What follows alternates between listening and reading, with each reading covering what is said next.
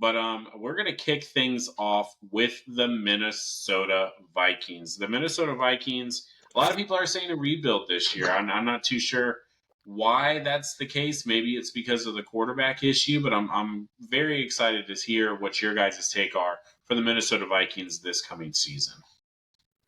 Dude, and rebuild is what every other analyst is saying, and I'm trying to think a little different for them.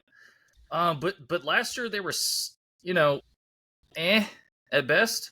They were 2-4 in their division and 7-10 overall. Like you were 5th in passing, 24th in rushing. Maybe I'm wrong there. 29th in rushing, just above the Bucks. Defense total yardage was 16 or 16th best. Sacks was 24, and turnover differential was a measly 31st place. So they have a lot to answer on defense. They did pick up Dallas Turner and Kyrie Jackson. They have a potent offense with their wide receivers and Addison, and everyone knows, Justin Jefferson. I mean, who do you put at quarterback, Dalton or JJ McCarthy? I think you still have some talent there on offense because you also have Aaron Jones. So there's that. Mm-hmm. You also have defensive draft picks in Dallas Turner. Actually, I already said that. Sorry. Yeah, Steal the first round. Steal the draft for sure. You got Levi Drake Rodriguez off the edge, and I know he's like a D2 guy. I would love to see how he impacts with the loss of their DN over this offseason. Their O-line pickups, though, Walter Rouse and Michael Juergens, solid for what they need and what the Vikings bring on offense. You still got Hawkinson, too, as a tight end. So their run game will improve. I think it will. And ultimately, it's how well their defense can rebound this year. I don't think they are a winner in this division. I think at best, they're probably just going to maintain 7-10. Honestly, I would probably put them more at 6-11, given the whole quarterback and Kevin O'Connell. Kevin O'Connell's a beast in what he did with everything this past year. Losing Kirk Cousins on top of that, and I'm going to go with 6-11 at the bottom of the division. I hate to say it, but it's just kind of everything's pointing that direction. Mm-hmm. Yeah, I definitely feel like Vikings have kind of had a rough run of it, especially with last year, how everything played out. A mixture of a crazy freak injury to Kirk Cousins, along with the QB carousel that they kind of had ended up running with afterwards, thinking that that they had a savior in Joshua Dobbs after that insane game, where he kind of led that comeback against the Falcons, and it just was like, oh, do we have something in Dobbs here? And all of a sudden, no, we realized why some people belong in space. But it was rough. And I've always kind of felt like it's kind of rough to be a Vikings fan. There's so much tough goers. They get another team that just gets so close to the finish line. Seems like they come so close to being great and to making deep runs in the playoffs, and then for whatever reason things happen. Once again this year, I don't know, man. It's gonna be the way I'm seeing it. I think it's gonna be rough. I think it is a little bit of a rebuild. And I don't think there's nothing wrong with that. Like I'm not like I think we as fans need to be a little bit more open to like understanding where our teams are too, and like being like, okay, maybe this isn't the year, but we did some good things, and we'll figure out a lot of things this year. This year, we're going to figure out if J.J. McCarthy is their guy. We're going to figure out if Justin Jefferson is still the best wide receiver in football with no matter who plays. We're going to figure out a lot of things on that defense. We're going to figure out like if the moves that they did make were enough to kind of get them over that hump and at least make them competitive and stay in games. I don't think anyone's expecting the Vikings to make a Super Bowl run this year, but I think a respectable 8-9. I think these guys, I think they're coached well.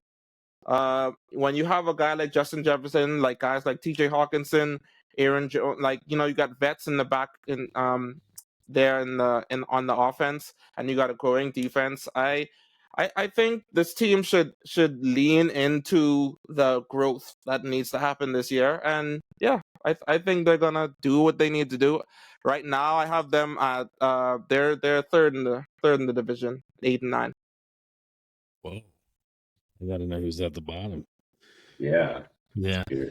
I'm kind of, yeah, this is a tough division, but the Vikings, they got a good head coach. They have Brian Flores as the DC. He's good. And he's had a lot of improvements for that defense. Last year, they improved quite a bit.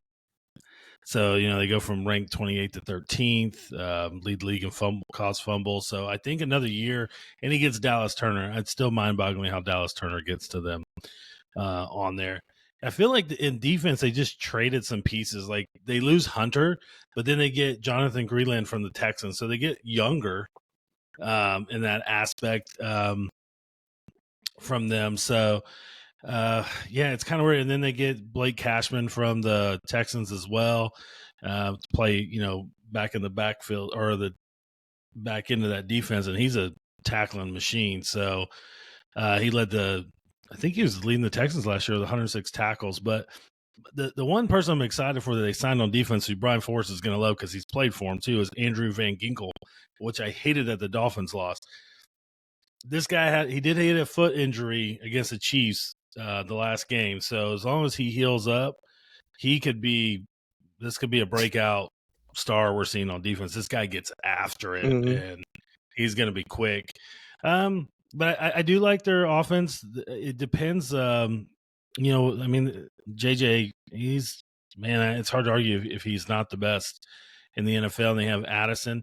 My only worry is, like, when does Hawkinson come back? He tore the ACL and MCL at the end of the year on that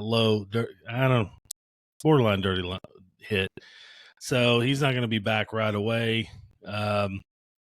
Just try to see, but like every team, man, we've said it before, it revolves around the quarterback. And like O'Donnell, JJ was his guy. It's who he said he wanted from the beginning. So we're going to see.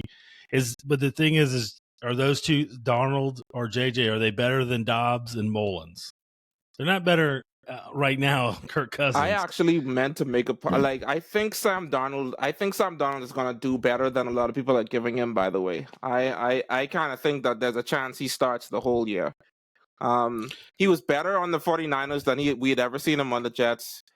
Sometimes when these quarterbacks have a chance to flit around the NFL a little bit, like maybe he'll stop seeing ghosts. But yeah, I think you're right. I mean, he gets a year to sit, learn, grow a little bit with that, San Francisco offense, even just sitting and holding a clipboard. I mean, look what it did for Jordan Love, which we'll get to later. Just want to point out, I think you're right. Quick. Just want to point out that Darnold was also projected to be one of the best ball spinners in the NFL from USC. And there's another guy in this division getting the same type of hype. They're not the same quarterback, no, for sure. Not but at all. I got them going. I believe they were 7-10 last year. I got them going 7-10 again. I don't think they got worse. I do think they got better, but the division got better with them. So I don't see much more out of them. They'll be competitive, but I see them 7-10. I've got them finishing at the bottom. Yeah, I think we're all on the same page here. I like the moves that they made in the offseason. I think Aaron Jones in that backfield is going to be awesome. I think that's going to be a huge help. And if JJ does end up starting right at quarterback, I mean, dude, he has weapons around him. And when you have Aaron Jones who can run the ball and he can get into the passing game, I mean, you're setting your rookie quarterback up for success, right? TJ Hawkinson, I mean, he did have that injury. The positive side of that is that was his first major injury, right? So he's not been riddled with injuries over the year. It was just a big blow, unfortunately, for him. Last year. So I think that he could become a safety blanket for either Darnold or McCarthy. Whoever is at the helm. But I mean, man, I think that each quarterback in the Kevin O'Connell system, though, is going to thrive. I think that we're going to see a better Sam Darnold if he decides to start. I think that we're going to see a pretty decent, JJ if he ends up getting the starts at some point during the year, because Kevin O'Connell's system is really structured, and that's exactly what a rookie quarterback needs, and a quarterback like Sam Darnold needs, especially coming from the offense with Kyle Shanahan, being able to sit over there and kind of learn and just kind of absorb everything that he can when he was in San Francisco. Um, I love the additions. I mean, Carlos, you added it. I love the additions of Jonathan Bullard and Jerry Tillery. I think that's how you pronounce his last name. But they were good last year, and they brought him over. They lost Hunter, but you know what? You kind of let him go, so then that way you can make room to pay the wide receiver that you needed to pay, and that was Justin Jefferson, who is the best wide receiver in the league. I think he'll continue to be the best wide receiver in the league. But yeah, man, this division is just competitive, Yeah. and it doesn't help that they have the fifth hardest schedule this year. So it's just an uphill climb for the Minnesota Vikings, and I just don't think that they're there yet. So I do have them going about 7-10, 8-9, but I have them at the bottom of this division. I don't know if the other teams in this division are going to see a record like that. I think that honestly, we might see above 500 for the other three teams in this division. Ooh.